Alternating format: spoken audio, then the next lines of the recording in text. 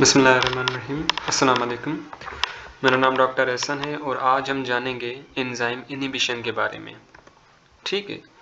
So sometimes enzyme does not work properly और system wants to decrease this enzyme activity because the products are no more required this condition. ठीक है। अब basically यहाँ पे बात की जा रही है कि कुछ ऐसे इनहिबिटर्स होते हैं जो कि एंजाइम की एक्टिविटी को इनहिबिट कर देते हैं। अब क्या होता है कि okay, so this is enzyme and this is a substrate. ठीक है। अब बेसिकली क्या हो रहा है कि सबस्ट्रेट यहाँ पे बाइंड कर रहा है। ठीक है। और प्रोडक्ट की फॉर्मेशन हो रही है। ठीक है। Suppose this is a pepsin enzyme और हमारा जो प्रोडक्ट है that is the amino acid. ठीक है। और सबस्ट्रेट क्या है? प्रोटीन। अब बेसिकली बात यह है कि अमाइनो एसिड जो कि एक प्रोडक्ट है, अब ये प्रोडक्ट जो है ये बढ़ता ही जा रहा है, बढ़ता ही जा रहा है, बढ़ता ही जा रहा है। अब बात यह है कि इस प्रोडक्ट की हमें कोई ज़रूरत भी नहीं है। ठीक है। तो यही प्रोडक्ट, यही अमाइनो एसिड क्या करेगा, इसकी एलोस्टेरिक साइड पे जाएगा और इसको इनहिबिट कर देगा। ठीक है। ताकि सबस्ट्रेट जो है ये दोबारा एक्टिव साइड पे बाइंड ना हो पाए। ठीक। So decreases in enzymatic related processes, जैसे कि एंजाइम की प्रोडक्शन। अच्छा, अब बात यह है कि हमें अमाइनो एसिड की ज़रूरत नहीं है। ठीक है। और अमाइनो एसिड कौन प्रोड्यूस कर रहा है? This pepsin. ठीक है। तो इस पेप्सिन एंजाइम की जो है ना, इसकी प्रोडक्शन भी स्टॉप हो जाएगी क्योंकि हमें अमाइनो एसिड चाहिए ही नहीं। ठीक है। तो पेप्सिन एंजाइम की इनहिबिशन हो जाएगी, इसकी प्रोडक्शन जो है वो स्टॉप हो जाएगी। ठीक। सो एंजाइम प्रोडक्शन जो है वो भी स्टॉप हो जाएगी और enzyme activity, so this is called the enzyme inhibition. So overall enzyme inhibition हम कहते हैं कि एंजाइम की एक्टिविटी को रोका जाए। ठीक है। या तो उसके ही प्रोडक्ट आके उसको रोकें क्योंकि उस प्रोडक्ट की हमें ज़रूरत नहीं है, या तो वो प्रोडक्ट अभी यूटिलाइज नहीं हुए हैं। ठीक है। या तो जो प्रोडक्ट बन रहा है उस प्रोडक्ट की हमें ज़रूरत नहीं है। ठीक है। तो उस प्रोडक्ट को बनाने वाला जो एंजाइम है ना, उसकी प्रोडक्शन जो है वो भी स्टॉप हो जाए। So this is also called enzyme inhibition. ठीक है। अब एंजाइम इनहिबिशन के तीन टाइप्स हैं: competitive inhibition, non competitive inhibition and uncompetitive inhibition. So competitive inhibition हम कहते हैं, suppose this is the enzyme. ठीक है। ये एंजाइम है, ये सबस्ट्रेट है और ये क्या है? ये बेसिकली इनहिबिटर है। ठीक है। अब आप देखें तो सबस्ट्रेट का और इनहिबिटर का जो शेप है ना, वो एग्जैक्टली सेम है। ठीक है। ये भी स्क्वायर इन शेप है, ये भी बेसिकली स्क्वायर इन शेप है। और एक्टिव साइड का जो शेप है ना, डेट इज आल्सो स्क्वायर। तो कॉम्पिटिटिव इनहिबिशन हम कहते हैं कि इनहिबिटर जो है ना, ये इस सबस्ट्रेट से कॉम्पीट करता है और ये खुद आके यहाँ पे अटैच हो जाता है एक्टिव साइड पर। ठीक है। ये बेसिकली यूं एक्टिव साइड के ऊपर आके बाइंड हो जाएगा, अटैच हो जाएगा, जिसकी वजह से सबस्ट्रेट जो है ना, ये यहाँ पे बाइंड नहीं कर पाएगा। ठीक है। सो कॉम्पिटिटिव इनहिबिशन इज डेट जब सबस्ट्रेट और इनहिबिटर दोनों एक ही शेप के हों। ठीक है। फिर ये एंजाइम जो है ना, ये डिटरमाइन नहीं कर पाता कि भाई ये सबस्ट्रेट है या इनहिबिटर है।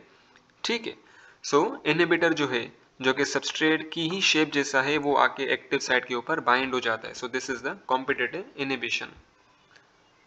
Okay, so in competitive inhibition, this type of inhibition occurs by the molecules which are very similar to the substrate. ठीक है। ऐसे molecules जो कि substrate की shape से जो है ना बिल्कुल similar हो and bind to active side instead of original substrate। ठीक है ना। अब original substrate जो है वो bind नहीं हो पाता और ये जो inhibitor हैं जो कि substrate की ही shape जैसे हैं, वो आके active side के ऊपर bind हो जाते हैं। These molecules blocks active site for actual substrate। ठीक है ना। अब ये जो कॉम्पिटिटिव इनहिबिटर्स हैं, ये बेसिकली एक्टिव साइट को ब्लॉक कर देते हैं। और कॉम्पिटिटिव इनहिबिटर्स का जो बेस्ट एग्जांपल है डेट इज द पेनिसिलिन। ठीक है। अब पेनिसिलिन जो है ना, ये एक ड्रग है। ठीक है। और ये क्या करती है कि suppose this is the bacteria. ठीक है। ये बैक्टीरिया है, ये बैक्टीरिया काफ़ी सारे सीलियाज हैं। ठीक है। ये जो मैं बना रहा हूँ। ठीक। And this is the cytoplasm और ये यहाँ पे इसका न्यूक्लियस है। ठीक है। और बैक्टीरिया के ऊपर बेसिकली सेल वॉल भी होती है। ठीक है ना। प्लांट सेल की तरह बैक्टीरिया के पास भी सेल वॉल होती है। अब बैक्टीरिया के अंदर एक ऐसा एंजाइम होता है जो कि क्या करता है, इस सेल वॉल को बनाता है। ठीक है। लेकिन ये जो पेनिसिलिन है ना, ये पेनिसिलिन यहाँ आके इसकी एक्टिव साइट के ऊपर बाइंड हो जाएगा। ठीक है ना, इसकी एक्टिव साइट के ऊपर बाइंड हो गया, उसके बाद क्या होगा, ये एंजाइम जो है ना, ये इसकी सेल वॉल को बना नहीं पाएगा, जिसकी वजह से क्या होगा, इस बैक्टीरिया की डेथ हो जाएगी। So penicillin is a competitive inhibitor, ठीक है ना, ये बेसिकली कॉम्पिटिटिव इनहिबिटर है which block the enzyme which is responsible to construct bacterial cell wall, ठीक है ना, उस एंजाइम की एक्टिव साइट के ऊपर बाइंड करता है जो enzyme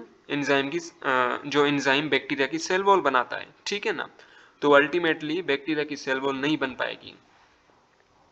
in this inhibition is reversible, अच्छा ये जो कॉम्पिटिटिव इनहिबिशन है ना, ये बेसिकली रिवर्सिबल है, ठीक है। अब यहाँ पे अगर सपोज कि सबस्ट्रेट बहुत ही ज्यादा हो, ठीक है ना, ये भी सबस्ट्रेट हो, ये भी सबस्ट्रेट हो, ये भी सबस्ट्रेट हो, तो इतने सारे सबस्ट्रेट होंगे ना, तो ये सारे सबस्ट्रेट क्या करेंगे, ये जो कॉम्पिटिटिव इनहिबिटर है इसको यहाँ से धक्का देंगे, तो ये यहाँ से चला जाएगा और फिर सबस्ट्रेट जो है ना, ये आके यहाँ पे बाइंड करेंगे, ठीक है। तो ऐसा नहीं है कि ये जो इनहिबिटर है ये यहाँ पे बाइंड हुआ तो बस परमानेंटली बाइंड हो गया, ऐसा नहीं होता।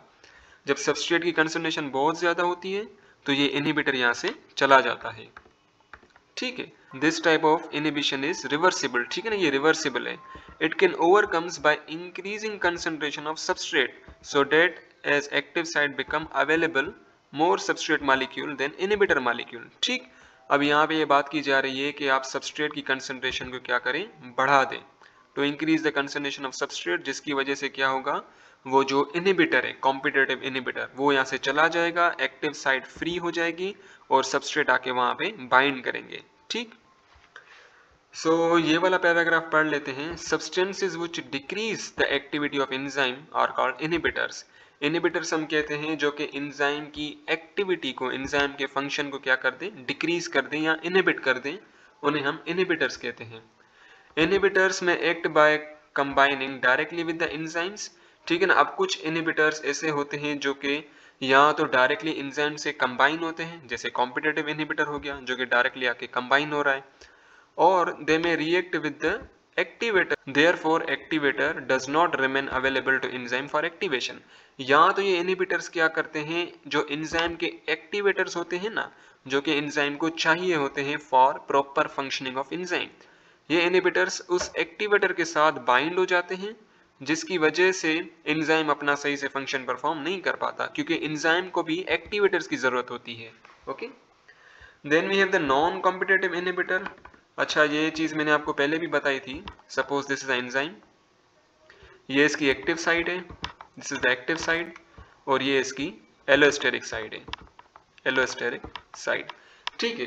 तो अब नॉन कॉम्पिटिटिव इनहिबिशन में क्या होता है कि सपोज दिस इज इनहिबिटर, ठीक है ना, and this is the substrate, ठीक है। अब सबस्ट्रेट का शेप जो है ये एक्टिव साइट की शेप से मैच कर रहा है, ठीक है, लेकिन ये जैसे ही इनहिबिटर यहाँ पे आके बाइंड होगा ना एलोस्टेरिक साइट के ऊपर, तो ये क्या कर देगा कि एंजाइम का ये जो एक्टिव साइट है इसकी शेप को चेंज कर देगा, ठीक है। अब यहाँ पे आप देखें, पहले इसका शेप था ऐसे कोन शेप, लेकिन अब यहाँ पे ऐसे कुछ इरेगुलर टेढ़ा मेढ़ा सा बन गया है, ठीक है।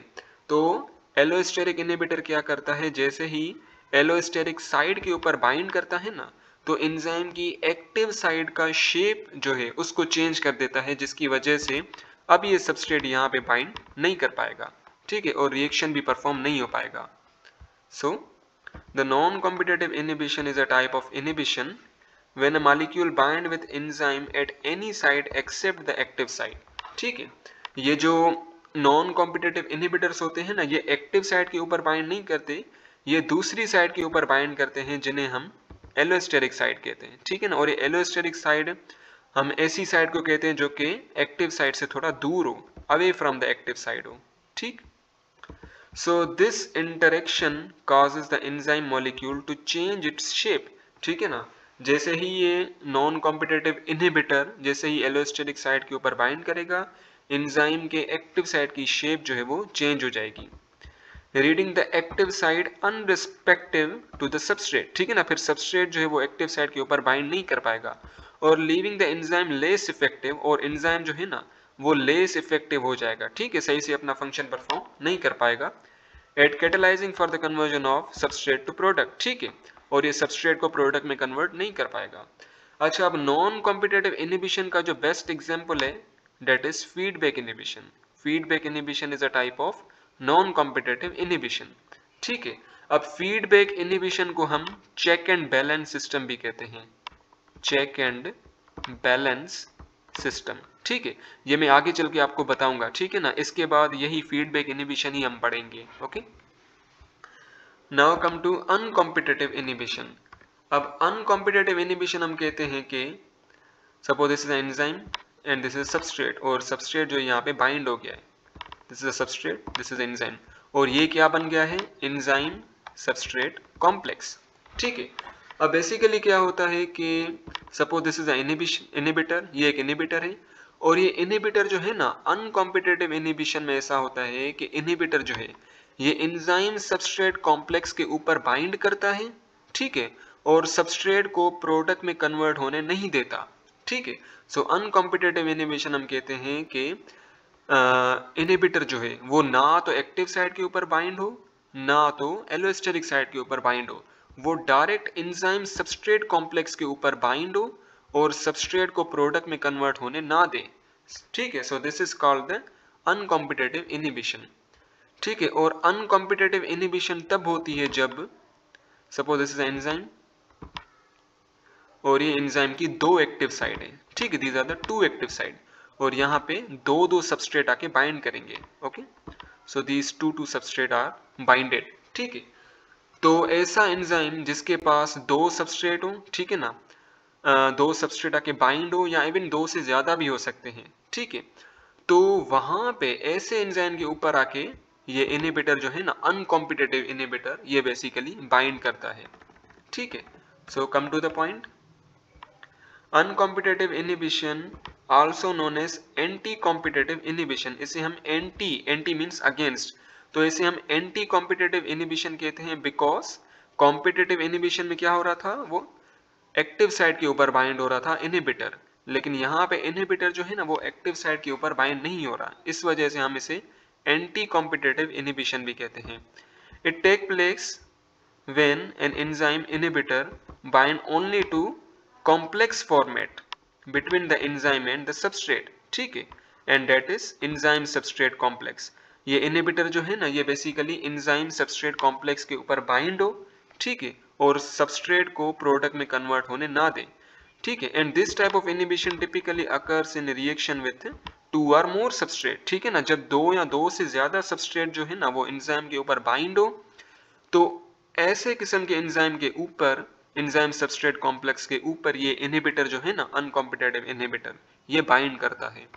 Okay, so now comes to significance of enzyme inhibition. Enzyme inhibition की सिग्निफिकेंस क्या है, इंपॉर्टेंस क्या है। Okay, significance means importance. So अब बेसिकली क्या होता है कि काफी सारी ड्रग्स जो होती है ना ये एंजाइम इनहिबिशन में इस्तेमाल की जाती हैं। जैसे मैंने आपको यहाँ पे बताया था penicillin, penicillin is a drug जो कि क्या है, बैक्टीरिया के अंदर वो वाला एंजाइम जो कि सेल वॉल बना रहा था उसकी इनहिबिशन कॉज करवाती है। ओके, सो काफी सारी ड्रग डिस्कवरीज के अंदर ये एंजाइम इनहिबिशन का काफी बड़ा रोल है। And it also gives knowledge to the metabolic pathways, जैसे कि to identify substrate in condition critical for catalysis. ठीक है ना, अब बेसिकली एंजाइम जो है उसके लिए कुछ पार्टिकुलर कंडीशंस होती हैं, ठीक है ना, सिचुएशंस होती हैं, जैसे कि एंजाइम को 37 डिग्री सेल्सियस चाहिए होता है, उसको पार्टिकुलर पीएच चाहिए होती है। ठीक है ना, तो उन कंडीशन को रिकग्नाइज करने में भी ये एंजाइम इनहिबिशन जो है ना ये काम आता है। ठीक है, and to identify the substrate कि कौन सा सबस्ट्रेट जो है ना ये इस एंजाइम के ऊपर बाइंड करेगा, आइदर कोनिकल बाइंड करेगा, स्क्वायर शेप बाइंड करेगा, या ऐसे रेक्टेंगुलर शेप बाइंड करेगा। ठीक है, तो ये भी हमें एंजाइम इनहिबिशन के थ्रू पता चलता है। और enzyme inhibitors are used to screen various type of diseases which propel the growth of inhibitors. ठीक है, अब कुछ ऐसी डिजीजेस हैं, कुछ ऐसी बीमारियां हैं जिनमें क्या होता है कि इनहिबिटर्स जो होते हैं ना, एंजाइम इनहिबिटर्स, उनका नंबर जो है वो इंक्रीज होता चला जाता है, वो प्रोपेल करते जाते हैं, फैलते जाते हैं। ठीक है, सो एंजाइम इनहिबिटर्स जो है ना उनके थ्रू हमें उन डिजीजेस का पता चला जिन डिजीजेस में एंजाइम इनहिबिटर्स की तादाद बढ़ जाती है। ठीक है, वंस अगेन एंजाइम इनहिबिटर्स के थ्रू हमें उन बीमारियों का पता चला जिन बीमारियों में जो इनहिबिटर्स है ना उनकी रैपिड ग्रोथ होती है, वो बढ़ते चले जाते हैं। ओके।